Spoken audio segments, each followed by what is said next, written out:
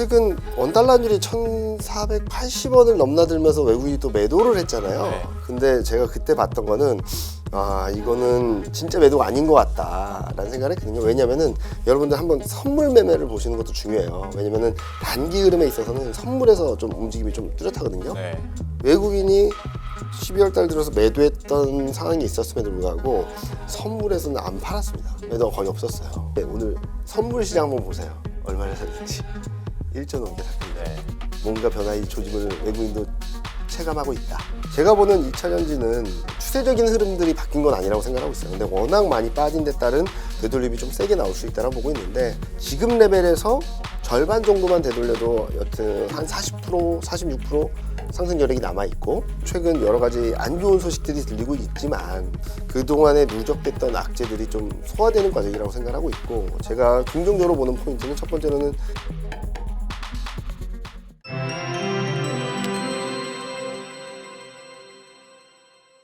올 한 해 좀 어떠셨습니까, 부장님께서는?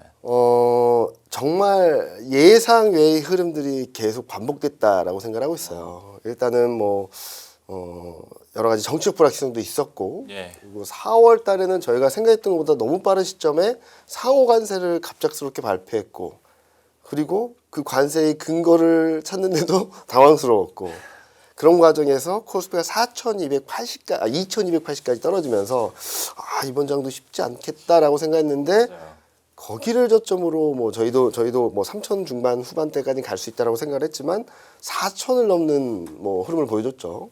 그러니까 연간 수익률을 보면 아직까지 끝나진 않았지만 70% 이상 나오는 거고 저점 대비로도 한 80%가 넘게 상승을 한 거예요. 어마어마한 상승이라고 볼 수 있겠죠. 그런 흐름들이 나오면서 저는 많이들 고민을 하시더라고요. 이렇게 드라마틱하게 올라온 적이 코로나 빼고 처음인데 더 할 수 있냐에 대한 의문점들을 계속적으로 많이 얘기를 하시더라고요. 근데 저는 더 할 수 있다라는 말씀을 드리고 있고 많은 분들이 빠르게 올라오면은 빠르게 꺾인다라고 생각하실 수도 있겠지만 이 상승 추세가 끝나기 전까지는 이 속도가 유지될 수도 있거든요. 그래서 저는 최근 저희가 코스피 상단을 5,300으로 제시드리긴 했지만 상단을 더 열어놔야 될 수도 있다. 최근 이익 전망도 계속적으로 빠르게 올라오고 있고 그리고 지금 채권금리도 아직까지는 드라마틱하게 떨어지지 않지만 금리 인하 가능성이 좀 열려 있다는 측면에서는 금리도 안정성을 보일 수 있다라고 보고 있어서 그리고 무엇보다도 저는 마이크론 실적 보고선 더 열어놔야 되나라는 생각을 했거든요. 네. 그런 것들이 좀 맞물려 있어서 상반기까지는 굉장히 좋은 장이 계속되지 않을까라는 생각을 하고 있습니다. 사실 지수가 한 해에 75% 이상 올랐는데 네. 그 다음 해에도 한 25%에서 30% 이상 오를 수 있다고 EPS 기준으로 봤을 때 얘기를 하니까 네. 어색하기도 하고 네, 약간 그쵸. 불안하기도 한데 기대는 들고 네. 근데 지금은 의심할 때보다는 믿고 가는 분위기다 보니까 그렇죠. 그 믿음으로 이렇게 가는 건데 참 올 한 해 연속적으로 다 예상 외에 뭔가가 있었다고 맞습니다. 하셨는데 사실 그래요. 4월, 6월, 9월, 10월 다 그랬고 12월도 사실 초중순까지만 하더라도 이대로 끝나나 보다 네, 그렇죠. 했었는데 어느덧 4,220까지 네. 올라왔습니다. 네. 오늘장의 흐름들 상대적으로 우리나라 증시가 돋보이기도 했고 네. 배당락 이후에도 외국인들이 다시 들어왔죠. 들어왔고 네. 어떻게 읽으셨습니까 시장? 일단은 최근 원달러율이 1,480원을 넘나들면서 외국인이 또 매도를 했잖아요. 네. 근데 제가 그때 봤던 거는 이거는 진짜 매도가 아닌 것 같다라는 생각을 했거든요. 왜냐면은 여러분들 한번 선물 매매를 보시는 것도 중요해요. 왜냐면은 단기 흐름에 있어서는 선물에서 좀 움직임이 좀 뚜렷하거든요. 네. 외국인이 12월 달 들어서 매도했던 상황이 있었음에도 불구하고 선물에서는 안 팔았습니다. 매도가 거의 없었어요. 그리고 오늘 좀 의미가 있었다고 생각한 것은 장 초반만 하더라도 전자닉스 빼고는 다 빠졌거든요. 네.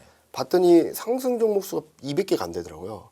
그렇게 두 개만 끌고 가는 듯한 모습을 보이다가 시간이 가면 갈수록 성장주 위주로 좀 시장이 움직였던 거라고 보고 있거든요. 예. 코스닥도 장 초반만 하더라도 약세 보합권에서 플러스 1% 넘게 올랐고 그렇게 본다면은 아마 지금 시장 흐름들은 9월, 10월 흐름을 조금 따라가는 게 아닐까라는 생각을 하고 있어요. 9월, 10월 달에 딱 두 달 만에 30% 올랐거든요. 네. 그러니까 많은 분들이 여기서 어떻게 30% 더 가? 근데 9월, 10월 두 달 만에 30% 갔어요 라고 말씀드리기도 하는데 그때를 보면 일단은 반도체가 다 끌어갔습니다. 그 와중에 반도체가 쉴만 하면 다른 업종들이 붙어주고 다른 반도체가 쉬었다가 다른 업종들이 좀 쉬면은 반도체가 또 끌어가고 이 와중에 돋보였던 게 반도체하고 2차 전지였는데 2차 전지가 아직까지 힘을 못 쓰다 보니까 나머지 성장주들이 좀 붙어주고 있다라고 생각하고 있거든요. 그런 것들이 좀 맞물려 있어서 저는 어쩌면은 2026년 상반기에는 2025년 9월, 10월 흐름들이 조금은 확대돼서 좀 재현되지 않을까라는 생각을 조심스럽게 하고 있고요. 그 시그널링 효과들이 조금 보여줬다라고 보고 있고 또 오늘 코스닥이 장 초반보다 상승폭을 계속 확대하면서 움직였다는 데 있어서는 2026년 1분기 중에는 코스닥이 좀 좋지 않을까라는 기대를 한편으로 하고 있습니다. 네. 이것도 사담이긴 한데 올해 9월 생각해 보면 제 주위에서 그래도 나름 여의도 바닥에서 네. 20, 30년씩 계신 분들인데 그분들이 다 반도체 차익 실현하셨거든요. 네, 맞아요. 그리고 곧 세일 와. 네. 세일 기간 때 난 맞습니다. 다시 들어가겠어. 결국 아직도 못 사고 계신 분들이 많은데. 그러니까 그게 되게 아이러니했던 건데 테크니컬리 보거나 어떤 흐름으로 보게 된다면은 3,500에서 한번 살짝 꺾였었거든요. 네. 그랬다가 바로 치고 올라갔는데 그때 꺾였을 때 거기서 제대로 된 조정이 나올 수도 있었던 상황이에요. 근데 그거를 뒤집고 치고 올라간 거죠. 그때 흐름을 보면은 뭐가 치고 올라갔냐면 12개월 선행 EPS가 날아가 버렸습니다. 반도체가 한 저점 대비 그 당시만 하더라도 한 68%, 70%까지 두 달 동안 70%가 상향 조정됐고요. 예. 이게 상향 조정되다 보니까 코스피 전체 선행 EPS가 25% 정도 올라왔어요. 그만큼 올라온 거예요. 실적에 움직인 것만큼. 그래서 그때만 하더라도 저희 반도체 애널리스트도 에이 그 정도였거든요. 근데 하루가 다르게 막 전망치가 점프업을 하다 보니까 굉장히 당황하면서도 너무나도 세게 움직였던 그런 그림이 나왔고 수급적으로도 말씀하신 것처럼 기관 쪽에서 수급이 채워지지 않다 보니까 올라가는 대로 채워야 되는 상황이 나오면서 실적 레벨업 거기다 수급의 선순환 요게 맞물리면서 시장을 쭉 끌어당겼다라고 볼 수 있겠거든요. 그래서 그때도 보면은 반도체 2차 전지하고 몇몇 업종을 빼고는 코스피 대비 아웃퍼폼한 업종이 거의 없습니다. 맞아요. 예. 그래서 되게 상대적 박탈감도 굉장히 심했고 지수는 4,200인데 내 포트는 마이너스고 네. 그런 경우가 있어서 근데 다행히 그때와 지금의 다른 점은 뭐냐면은 수출이나 실적 전망치를 보면은 그때는 좀 너무나 압축됐어요. 너무나 압축됐다는 얘기가 뭐냐면 요 그림을 한번 보여드리면 좋을 것 같은데 그동안에는 수출이 뭐가 좋아요 하면은 반도체하고 선박밖에 없었거든요. 네. 근데 11월 수출을 보면은 일평균 수출 금액 기준으로 증가율인데 반도체, 자동차, OLED, 컴퓨터, 2차전지, 무선통신 11개의 산업이 수출이 증가했어요. 그러니까 그동안에는 많이 증가해봐야 3, 4개. 슬림화되면 2개. 그런데 지금 막 확장되고 있다는 거죠. 그리고 또 실적 측면에서 보여드리면 2026년 영업이익 전망치 흐름인데 여전히 반도체 의존도 높아요. 실적이 올라온 거에 94% 정도가 반도체인데 그나마 25년에는 반도체만 올라가고 나머지는 다 하향 조정됐는데 지금은 난 반도체를 빼고도 올라가고 있거든요. 그리고 업종을 보면 16개 업종에 대해서 실적 전망이 좀 좋아질 거라는 기대가 들어오고 있어서 그때보다는 조금 더 약간은 확산될 수 있는 여건이 만들어지지 않았나? 그때는 반도체 2차전지 조선밖에 없었다면 이번에는 그보다는 조금 넓은 흐름들을 보여줄 수 있어서 좀 더 단단하게 움직일 수 있는 구조가 만들어지고 있다고 생각하고 있죠.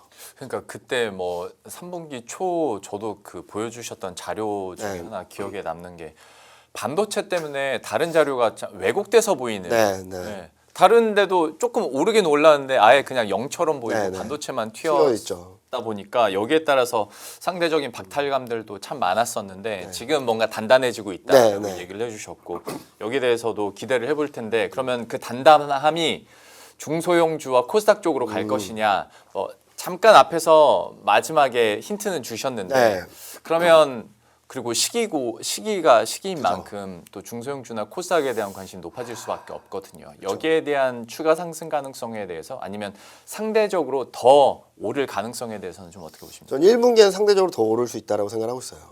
일단은 요 그림 보시면 코스피와 코스닥, 그러니까 코스닥 상대 강도예요. 이게 올라간다는 얘기는 코스피보다 코스닥이 좋다는 거거든요. 예. 최소한 그동안에는 연초에 튀었다가 눌리고 튀었다 눌리고 튀었다 눌리고 하는 그런 박스권 패턴이었다가 23년 상반기에 한 번 튀고 계속 내리막길이었거든요. 예. 자, 그러면 가격적으로는 역사적으로 가장 싸요. 코스피 대비. 네.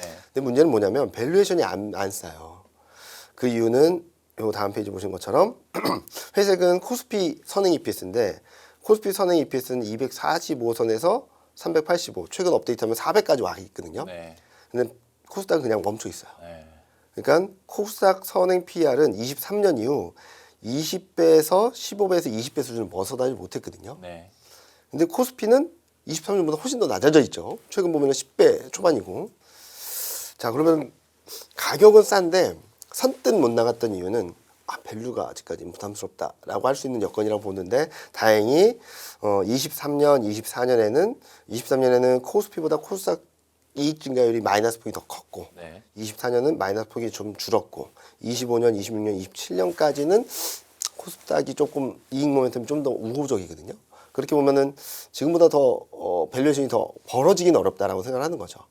그래서 이익 모멘텀이 조금만 좋아지면 시장은 좀 움직일 수 있는 여건이 될 수 있겠다라고 보는 거고 또 하나는 또 약간 기저 느낌입니까? 기저보다는 25, 26, 27이면 그러니까 24년, 25년은 어떻게 보면 기저라고 볼 수 있는데 25년에 44% 늘었는데 26년에 52% 늘어난다. 실제로 더 예. 좋아지는 거네요. 그러니까 저는 26년부터는 좀 변화가 있지 않을까라는 생각을 하는 거고 그리고 계절성 아까 말씀하셨던 대로 아까 보셨던 대로 상대 강도를 보면은 연초에 튀었다가 쉬고 튀었다 쉬고 하잖아요. 예. 1월, 2월은 그냥 코스피가 어떻게 움직이든 간에 별 상관없이 그냥 올라갑니다. 왜 그럴까 생각을 해보면 그리고 최근 2년 동안 시장이 되게 약했던 이유들을 보면은 저는 예산에서 잤거든요. 예산. 네, 네. 보시면은 23년에는 산업정책 예산이 감익이었어요. 네. 24년에는 사상 처음으로 R&D 예산이 감익이었고 그리고 25년에 증액이 됐다라고는 하지만 과거 고점 대비는 한참 모자란 수준이었고 근데 올해는 R&D 예산이 19.4%, 산업정책 예산이 14.7% 증가하면서 다시금 사상 최대 예산이 배정돼 있습니다. 네. 그럼 좀 달라지지 않을까라고 생각하는 거죠. 저 근데 궁금한 게 네. R&D 예산도 들어가는 분야마다 다 다를 거잖아요. 결국에는 솔직히 말해서 바이오나 2차 전지 쪽으로 어쨌거나 좀 많이 들어가야 네. 지금 코스닥 지수 자체는 오를 수 있을 것 같은데 네. 어떻습니까 실제로 내용? 여기 밑에 있는 그림, 요 표가 좀 짧게 간단하게 설명드린 건데 예. 이 정부에서 발표한 산업 정책이에요. 보시면 전부 다 AI와 접목을 한다라는 거고 그리고 여기 보시면은 뭐 차세대 전력망 ESS 그런 것들이 있고 그리고 K 바이오 이런 것들도 있고 또 다른 자료 보면은 지금 이재명 정부에서 신설된 실이 있어요. AI 비서관실이라고 네. 있지 않습니까? 네. 거기에 한 분야가 바이오 신재생 에너지 사무관이 있어요. 그래서 저는 그쪽에 대한 부분들도 충분히 들어올 수 있는 그림이 만들어져 있어서 저는 시장 흐름 자체가 좀 코스닥은 그동안 2년 동안의 지지부진한 흐름 지지부진한 건 아니에요. 코스피보다 못했던 거지 수익률은 꽤 있었어요. 맞아요. 근데 저는 2년 동안의 부진에서 벗어나서 한 번은 좀 코스피보다 좀 좋은 모습을 보이는 그런 그림이 1분기 중에는 충분히 있지 않을까라고 생각을 하고 있어서 저는 11월 달부터 계속 코스닥이 흔들릴 때마다 좀 모아놓으시면 좀 좋겠다. 어떤 종목을 투자할지 어려우시면 코스닥 ETF를 사셔도 된다라는 말씀을 계속적으로 드려왔거든요. 예. 그러면은 웬만한 종목 사신 것보다는 좀 높은 수익을 거두실 수 있다고 보고 있어서 저희는 계속적으로 긍정적으로 바라보고 있다. 그리고 오늘 흐름들을 본다 하더라도 약간의 예고편을 보여주는 것이 아닌가라는 생각을 하고 있죠. 네. 그러니까 참 한 해 지수가 40% 오르면 축포를 터뜨려야 될 그죠, 건데 그죠. 평시였으면 네. 옆에 있던 형이 75% 올라버리니까 동생이 너무 못해 보이는 거죠. 네. 떨어지는 것 같은 느낌적인 느낌을 받았는데 그쵸. 2026년에는 이제 실적 기반으로도 그렇고 네. 뭐 밸류적으로도 그렇고 조금씩 개선이 되면서 중소형주나 코스닥에 대한 긍정적인 전망들을 해주셨고 코스닥 지수를 추종하는 ETF를 사도 네. 꽤 괜찮을 것이다라는 근데 얘기까지 해주셨고 이 기간은 아까 보셨던 것처럼 길게 보면 상반기, 네. 짧게 보면 1분기 정도에 국한된 흐름이에요. 예. 왜냐면은 코스닥 흐름을 보면은 매년 하반기에 별로 안 좋았거든요. 네. 그랬던 이유는 뭐 실적에 대한 신뢰도가 약한 게 코스피 자체도 1분기 서프라이즈, 2분기 예상상의 3분기 예상의 4분기 쇼크잖아요. 근데 실적 추정치가 별로 없는 코스닥 같은 경우는 이게 더 심하거든요. 네. 그런 그림 때문에 하반기는 되게 부진하기 때문에 세금 문제도 있고요. 네, 상반기에 좀 집중 투자하시는 게 맞지 않을까라는 생각을 하고 있습니다. 알겠습니다.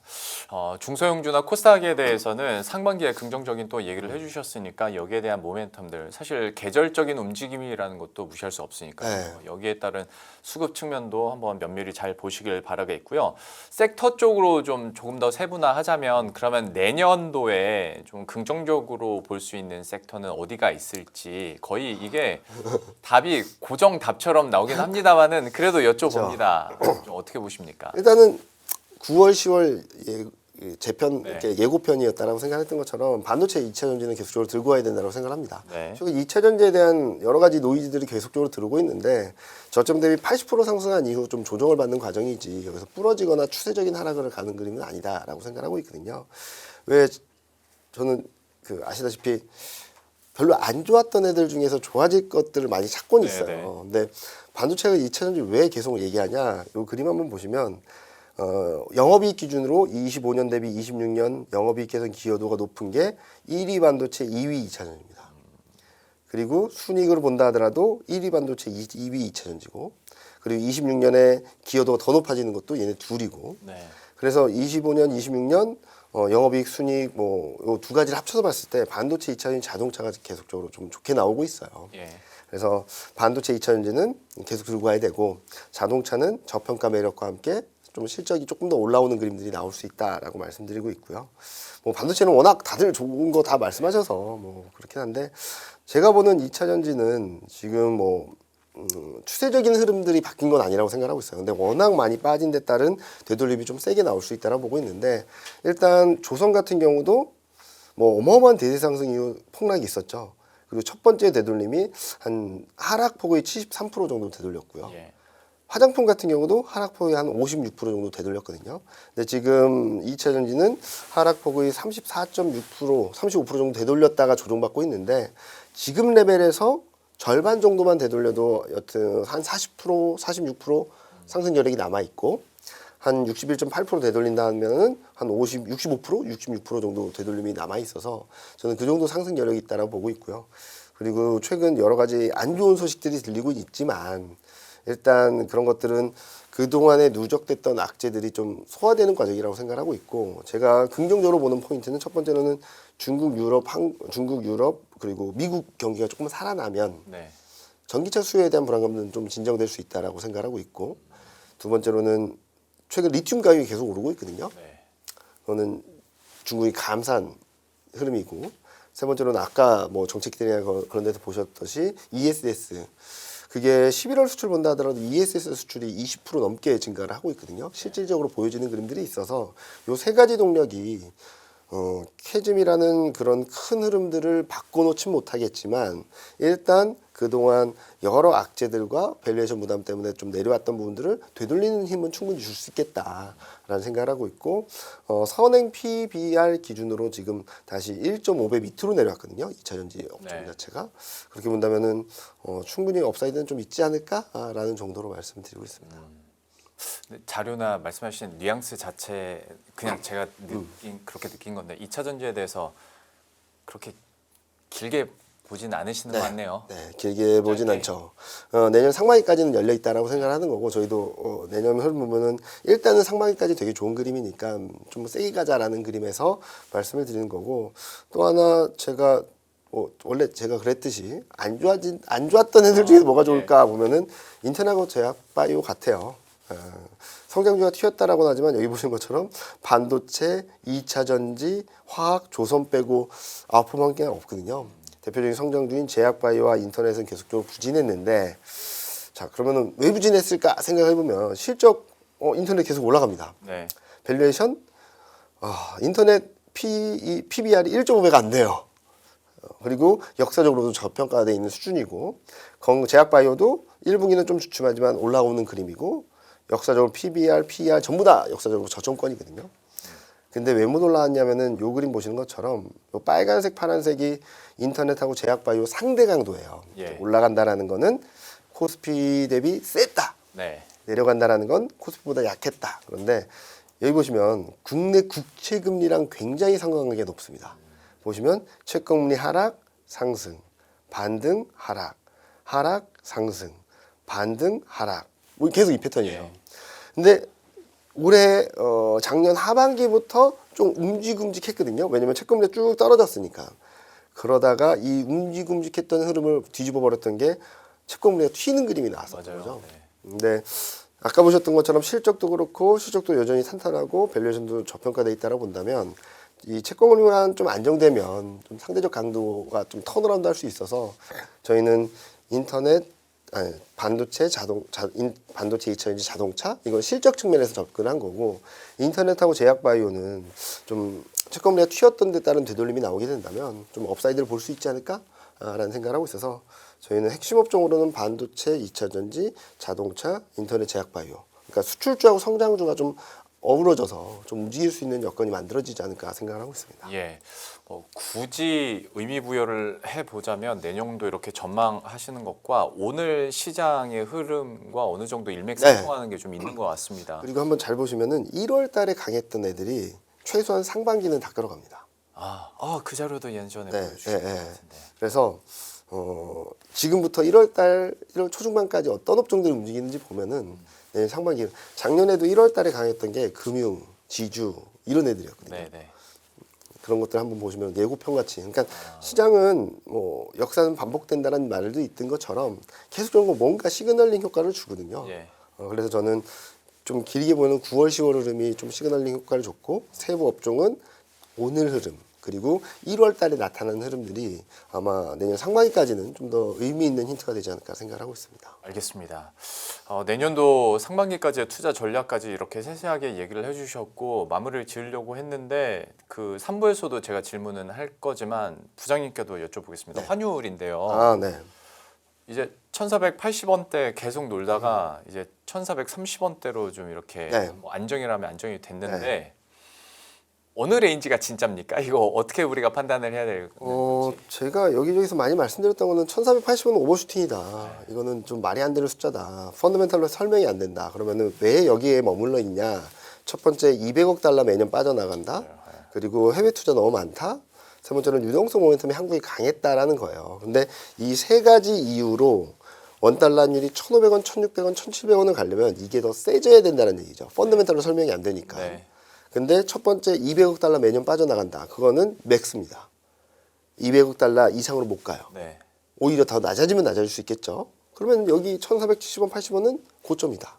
두 번째 해외 투자 너무 많다. 이거는 저도 확답을 하기는 어려운데 연말 그 양도소득세나 이런 세금이 있는 상황에서 더 투자를 한다? 그건 좀 쉽지 않을 것 같다. 네. 세 번째 유동성 모멘텀은 지금까지는 한국이 되게 셌다라고 볼 수 있겠지만 앞으로 흐름들은 미국이 금리 인하 3번 했고 이번에 12월 12일부터 단기 유동성 공급하는데 향후 모멘텀은 누가 더 셀까? 미국이 좀 더 세지지 않을까? 그래서 저는 환율 자체는 지금 오버슈팅이고 약간의 변화만으로도 안정될 수 있다고 보는데 이번에 정부 대응 정책이 좀 굉장히 의미가 있었다라고 보는 거죠.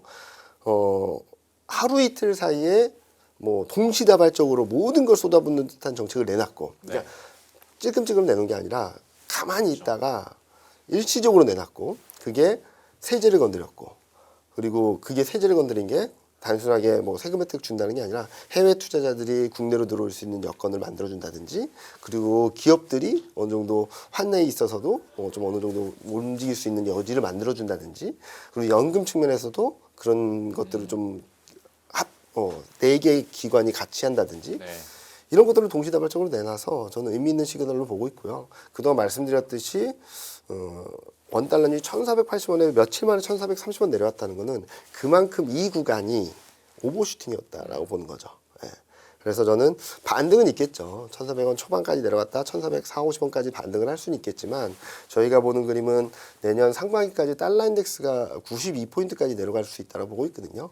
그러면 원달러율도 1,400원 밑으로 갈 가능성은 충분히 열려 있다라고 생각하고 있어서 저희는 생각보다 원화 강세가 전개될 수 있다라고 생각하고 있어요. 네. 보통 이것도 증권사 전망대를 보면 이제 1,450원에서 중간점은 형성은 되는 것 같던데 오히려 더 밑으로. 네, 저희는 더 밑으로 보고 있고 뭐 하반기는 좀 더 26년 하반기는 올라올 수 있겠지만 일단 내려가는 그림은 분명히 있다라고 생각하고 있고 오버슈팅이 많은 만큼 언더슈팅이 나올 수도 있거든요. 그런 그림까지 열어놓고 있어서 저희는 원화 강세 상반기 중에 좀 기대해보자라는 말씀 많이 드리고 있습니다. 이렇게만 안정권으로 가면 외국인 입장에서도 너무 매력적인 시장이고 그러니까 환율에 대한 부담도 없을 텐데. 없죠. 그리고 지금 오늘 보면은 현물은 별로 안 샀어요. 근데 현물을 왜 안 샀냐면은 뭐 업종별로 차별화가 됐으니까. 근데 오늘 선물 시장 한번 보세요. 얼마나 샀는지 1조 넘게 샀거든요. 네.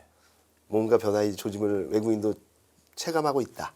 그리고 환의 포지션이나 이런 것들이 변하게 된다면 한쪽으로 또 쭉 움직일 수도 있어서 저희는 등락은 있겠지만 내년 상반기 중에는 1,400원 밑으로 갈 수 있다는 전망을 계속적으로 유지하고 있습니다. 알겠습니다. 환율에 대해서까지 이렇게 들어봤고요. 마지막으로 진짜 마지막입니다.